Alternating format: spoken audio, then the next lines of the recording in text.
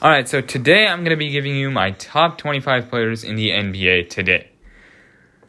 So, first things first, before I continue, I am going to say that I have my own list. You might have your own list, but that list is not the same as mine. And I can guarantee you that. So, leave suggestions down in the comments below what I should change. I know there's only 30 people maybe watching this. But if you have any suggestions for my list, you can put that down in the comments section. I may think that this list has some problems to it. It might not, but we'll just see from what goes on. My criteria for this list. So, number one thing I'm going to be looking at is their performance this year. Playoffs are the second thing that matters. And obviously, if they made it to the playoffs, I am going to be looking at team success, but that is obviously to a lesser degree. And finally, I'm going to have to look at consistency. Okay, like how well they're able to keep this level of play. Now, injuries do affect an NBA player, so health is important. However, I'm not going to consider injuries as much as I do consider the rest of the factors into ranking these players. But with that all out of the way, let's get into my list. So, let's start with some of the honorable mentions. Rudy Gobert put up 14 points, 14 rebounds, 3 blocks, is an excellent rim protector for the Utah Jazz, and I think he deserved the Defensive Player of the Year. Now, does that mean he's the best defender this year? I wouldn't say so. However, in the regular season, he definitely was. In the playoffs, just watch Game 6. That's all I'm going to say. Watch Game 6 of the Clippers-Jazz series. And, man, that was tough to watch. Because I do sometimes root for Rudy Gobert. I mean, I thought he was a great player on the Jazz this year. He was arguably the best player on the Jazz in the regular season. But, god damn, bro. If you're the Defensive Player of the Year, and players like Terrence Mann, Reggie Jackson, and of course Paul George are taking turns at basically exposing you, that's not really a good look, man. Now, I get it. Utah perimeter defense wasn't at its best that game, but great defenders like Hakeem Olajuwon, Bill Russell, Kevin Garnett, and so many others, they're great on the perimeter too. And that's really the problem with Gobert. He can't really switch on to a perimeter defender. He is food in the isolation. Okay? Now, Gobert, I know, is a great person, and he did play great in the regular season, but in the playoffs, he just wasn't there. Another honorable mention goes to Nikola Vucevic. Now, I would have him higher on this list if he had played, I guess, better defense. That's all I'm really looking for. He's a great offensive player. Gave 23 points, 12 rebounds, and 4 assists. Obviously, his Magic numbers were slightly better than his Chicago numbers because he was a second option. Other than that, really, I mean, that's it. The league is pretty talented. That's why I don't really have Nikola Vucevic higher on this list. Another player that's not on this list is Jaylen Brown. With averages of 25 points, 6 rebounds, and 3 assists, he is definitely a great player. He's definitely improved from last year. Now, we didn't get to see him in the playoffs this year, but last year he was definitely great in the postseason. Now, he could be higher on this list, but I mean, the NBA is just really talented. I can't really put him any higher on this list.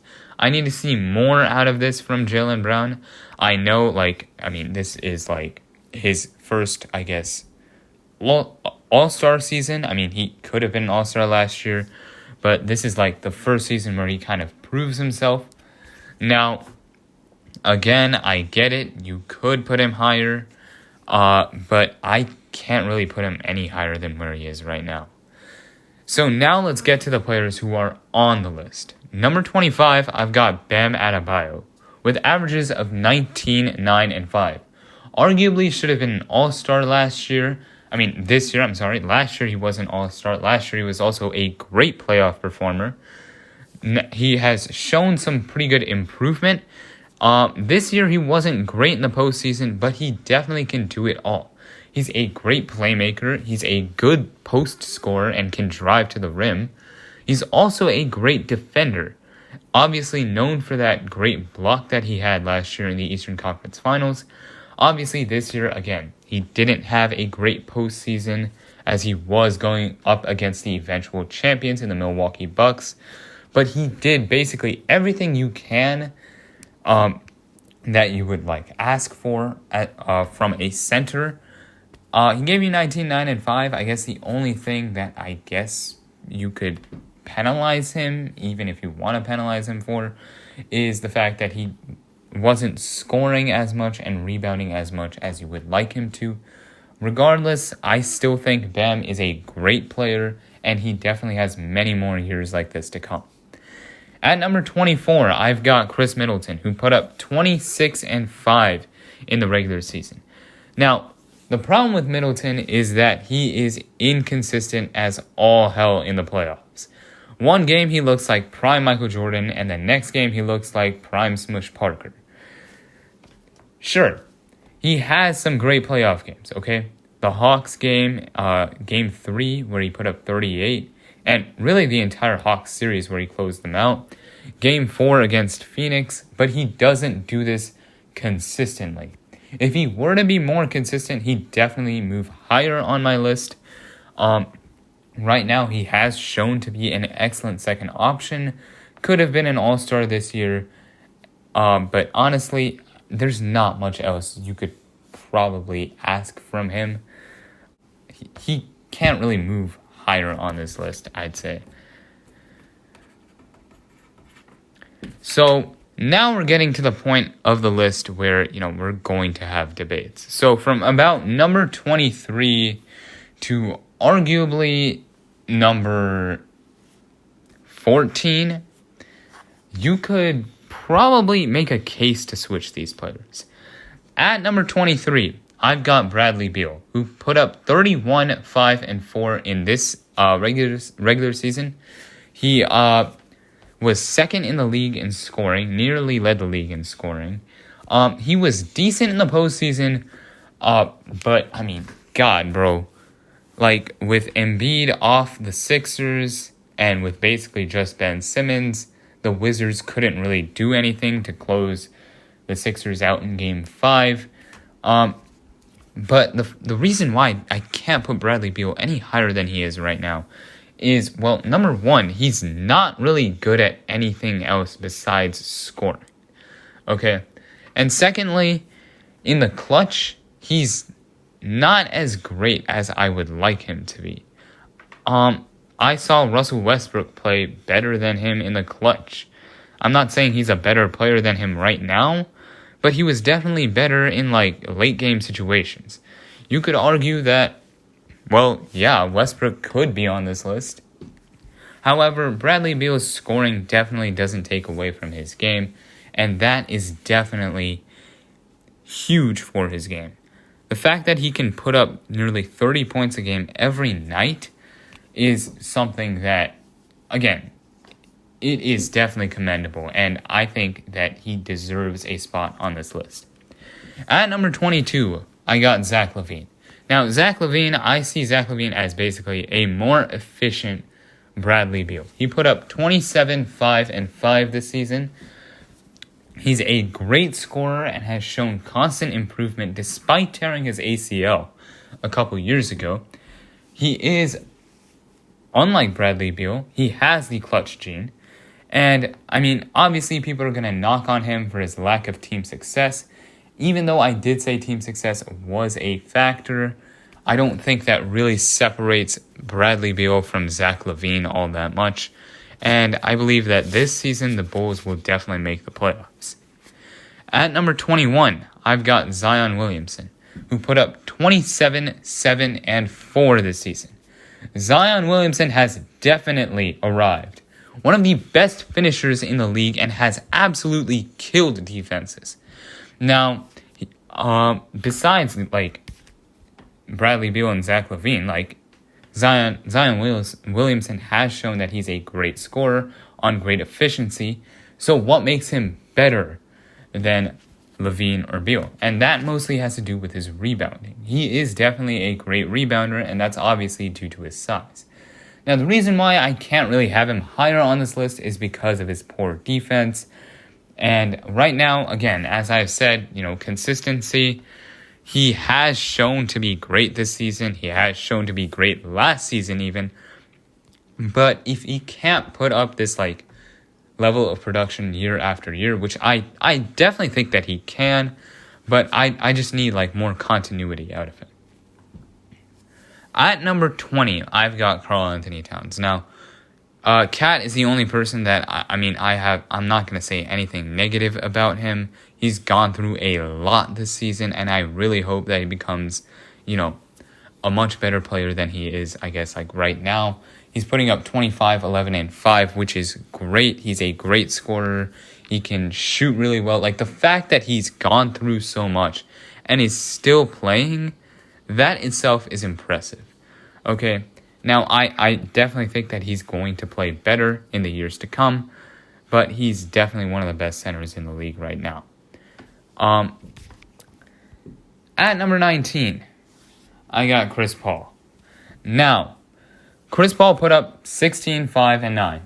Great numbers for a person of that age to lead a team that was probably going to be a fringe contender this year. A fringe contender for the playoffs, that is. To lead that team not just to the second seed in the Western Conference, but to the NBA Finals. Now, I know he is the second option of that team, but he definitely has the intangibles to change a team. The fact that he led this team to the finals itself is impressive. Now, Chris Paul has shown to do this over and over and over again with the Thunder, with the Suns this year, with the Hornets when he was in New Orleans, and with the Clippers. As a matter of fact, this man hasn't missed the playoffs a single time since 2011. That really goes to show how great this man is in leading teams to the NBA playoffs. Now, in the playoffs, he did whatever he really could as a second option. I really didn't expect too much from him. And, he performed to the standard that I expected that he could. Props to him for making it this far. It's honestly sad that he couldn't get a ring. But he definitely showed that he could dismantle teams quite easily. If you want to see, a performance, look at Denver. Now, the reason why I can't have him higher is because of his regular season numbers. 16, 5, and 9 are good numbers, but they're not better than the rest of these players on this list. At number 18, I've got Jimmy Butler, who put up 22 points, 6 rebounds, 7 assists, and led the league in steals with about 2 steals a game. He is an excellent two-way player, as we saw, throughout this entire season, throughout last season, and he generally tends to be a great playoff performer, as we saw last season in the bubble. Now, this year, he wasn't that great, which is why I put him at 18. He struggled this year, so, again, this is a ranking of players right now, at this very moment. He struggled this year with Giannis on him defensively. I can't put Jimmy Butler any higher than he is right now. At number 17, I got Trae Young, who has shown to be a great playoff performer. Okay, put up 25, 4, and 9 in the regular season, but put up 29 points and 10 assists in the playoffs on good efficiency. He has definitely arrived, and I expect to see great games out of him for the next couple of seasons. Now, the reason why he can't, in my opinion, be any higher on this list is that, he's not that great defensively. Now, the rest of the players on this list have also shown, great consistency. Not that Trae Young hasn't, but he has dropped from his regular season performance that he had last year. That's not to say that he hasn't been the same player this year. I mean, he has definitely improved. It's primarily because of his teammates taking his touches away. But I do think that Trae Young as a player in this regular season, I just don't think, he was as great as he was last year. I do think that he is going to be a great player. He's going to improve. He's going to average, 30 a game soon enough. He might win an NBA championship. He's got great things going for him. But right now, I can't put him any higher than number 17. Plus, the foul rule is going to change, and because of that, I can't really, again, put him higher than 17. Number 16, I got Devin Booker, putting up 26, 4, and 4 in the regular season, which, is something that he usually does consistently. The man has been putting up consistent scoring numbers, reliable scoring numbers over and over again, and he's great in the clutch. In the playoffs this season, he put up 27, 6, and 5, both on excellent efficiencies. He is an excellent scorer. He is good in the playoffs, but we did see, that he was sometimes inconsistent. When he puts up like 2 great games, he tends to have a bad game, and we saw that in Game 6 against Milwaukee. I'm not too surprised by that. He was good against the Lakers and the Bucks, but he wasn't that great against the Nuggets and the Clippers. Now, I don't blame him fully for that. He did have a nose injury, I believe in Game 2 or Game 3 of the Suns-Clippers series. I don't blame him for that, but I think everyone else on this list has better playoff performances than Booker. At number 15, we've got the notorious playoff Pete, Paul George. Now, I would love this man if he was in a different jersey. If you know anything about me, I root for the Lakers. And since Paul George is on the Clippers, it is extremely hard for me to root for him. And it sucks to say, but I got to give him top 15. After finally showing up in a great playoff run for him. He put up 23, 6, and 5 in the regular season, but in the playoffs put up 27, 10, and 5 on 58% true shooting. He is a great two-way player, as he's shown time and time again. Now, do I think he's top 3 defensive player of the year? Hell no. But do I think he's definitely, up there in terms of great defenders? Absolutely. Now, if you know about Paul George, if you just look up Basketball Reference or whatever, he does do pretty well in the playoffs. Okay? But I think this year, he really silenced the doubters. A 4-point increase in both, a 4-digit really increase in points and rebounds shows that he definitely has arrived. He is geared for the playoffs. I know I use definitely a lot, and I know that kind of sucks, but hey, deal with it, all right? Paul George is number 15 on this list because, and pretty much solely because, he has been great in the playoffs just this past year. Now, he's not any higher on this list because the rest of the players on this list either increase more in the playoffs or have shown to increase more in previous playoff series or are just all around much better than Paul George. And here we have number 14, Donovan Mitchell, who puts up 26, 4, and 5 in the regular season, but 29, 5, and 5 in the playoffs on 60% true shooting percentage. Now, I think it's safe to say with Donovan Mitchell, the Houston Rockets series were just flukes. I really don't have another explanation for that.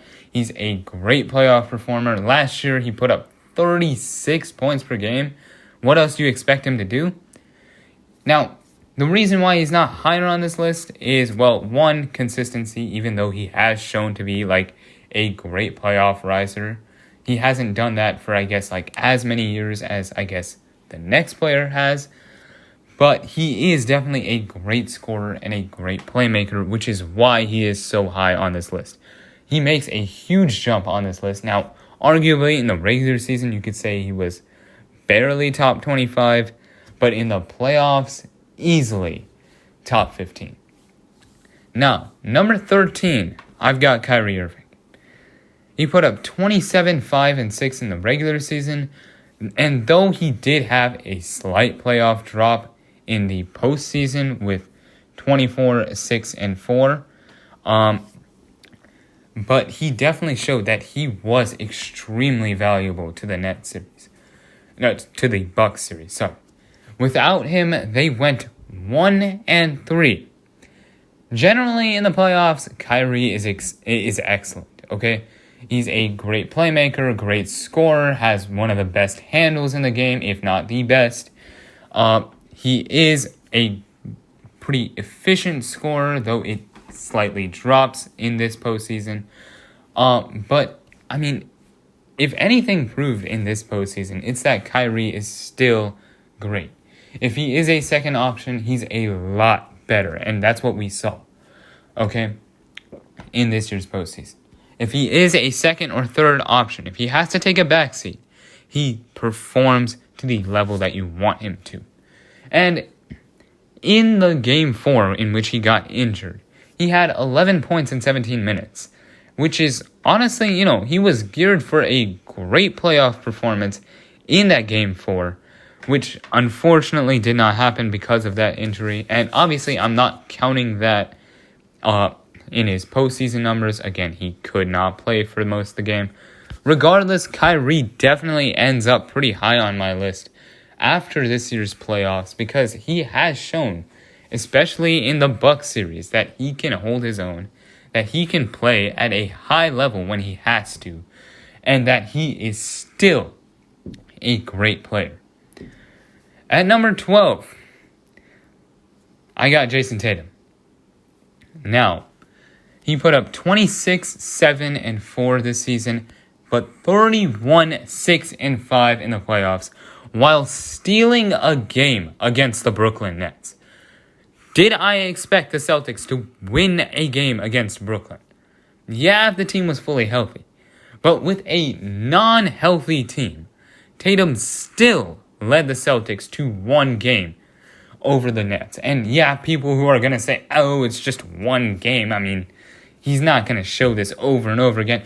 Look, bro, okay, I swear to God, many of these players that I've named could not give you one win against a healthy KD, Kyrie, and Harden. But Jason Tatum definitely could, okay? He's a great scorer and a great defender. The reason why, again, I can't rank him as high, well, 1 is consistency, obviously. 2 is team success. Obviously, most of his team was injured this year, and I'm not really going to hold that against him. But overall, throughout the regular season, the Celtics weren't all that great. And 3rd, it's just that the talent pool in the league is just that good. The rest of these players, I can't really say, I guess, what makes Tatum worse than the rest of these players. It's just that the rest of these guys are just that good. And speaking of that good, number 11, we have Damian Lillard, who had arguably the best playoff game in the history of the NBA, putting up 50 points and 10 assists on 90% true shooting in Game 5 against Denver. This year, he put up 29, 4, and 8 assists. In the playoffs, he definitely showed up. He doesn't usually do that, but he did this year, putting up 34, 4, and 10. He is an excellent scorer and definitely improved playmaker. And as I said, he improved in the playoffs this year. But the reason why, again, I can't really have him as high is, 1, the talent level is just that damn good. And 2, in the playoffs this year, he has shown to be great, but it's not a consistent trend. And that's why I can't have him any higher than 11. Now at number 10, it pains me to say this, but I got Anthony Davis at number 10. I would probably put him higher. Last year, I probably would have had him at number 5 on this list. Okay? He put up 22 points, 8 rebounds, and 3 assists this year. He would obviously put up better numbers without the injury. But as I did say, I am considering injury as a factor. Not as a significant factor, but as a factor. Now, without the injury, I could very well see Anthony Davis be around the 7 to 8 range. But because he got injured, I have to drop him. Also, the fact that the rest of these players on this list either just got that much better or have been that much better. And speaking of gotten that much better, at number 9, I got Joel Embiid.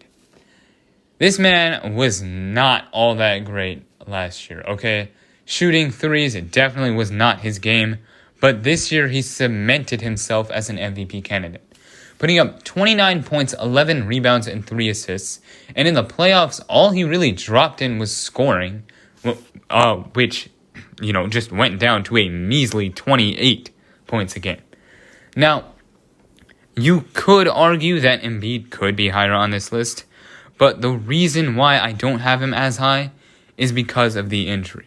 Now, I really attribute the playoff drop-off to his injury. He was playing great before it. And honestly, I probably should have overlooked the 8-point game that he had when he got injured in Game 4. However, I did not do that. But either way, he could definitely be higher on this list. He has shown to be an MVP candidate.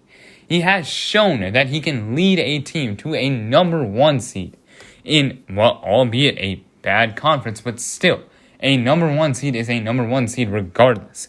And he has shown to be a great scorer and a great defender. What else could you ask from him? I guess playmaking, and that's really about it. And I guess durability. That's really all there is. Now coming in at number 8, I got James Harden.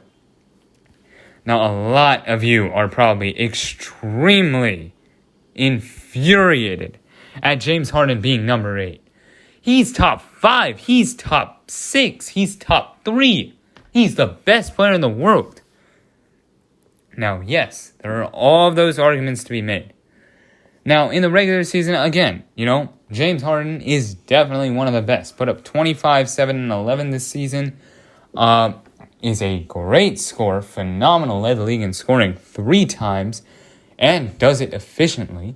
Is a great playmaker, led the league in assists. But the problem here comes in the playoffs over and over again. Now, before I really talk about the playoffs, I will say that he got injured in the 2021 playoffs, and he was in and out for most of the season this year. But again, with the injury, I can see him, I'm not going to count his playoff performances this year against him because, again, he was injured this season. Either way, let's just take a look at the last couple years. From 2016 to 2020, James Harden in the regular season averaged 32 points, 7 rebounds, and 9 assists on 61% true shooting.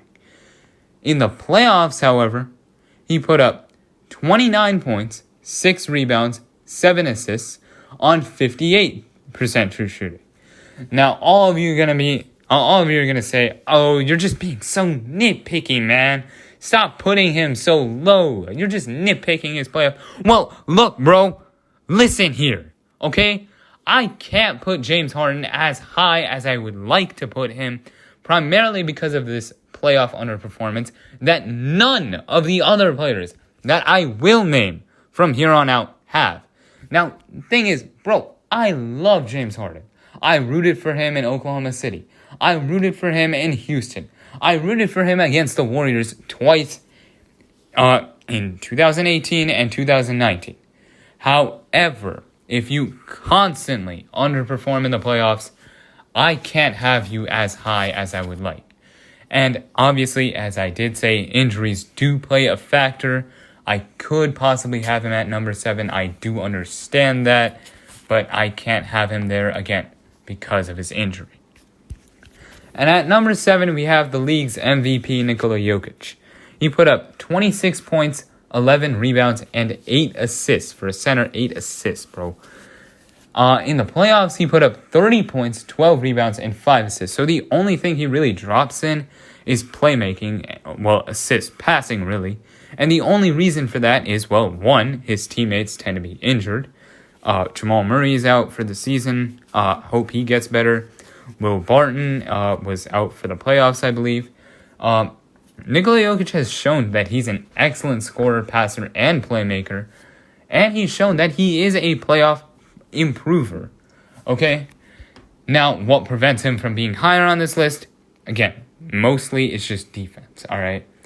Jokic is not a great defender by any means. But still, like what he's shown to me this season, he could definitely move up a couple spots maybe. But he is definitely one of the best players in the league from what I've seen. At number 6, it's tough for me to say this because I love this player, but I got Luka Doncic at number 6. Okay, put up 28, 8, and 9 this season on great shooting. In the playoffs, he put up 36, 8, and 10.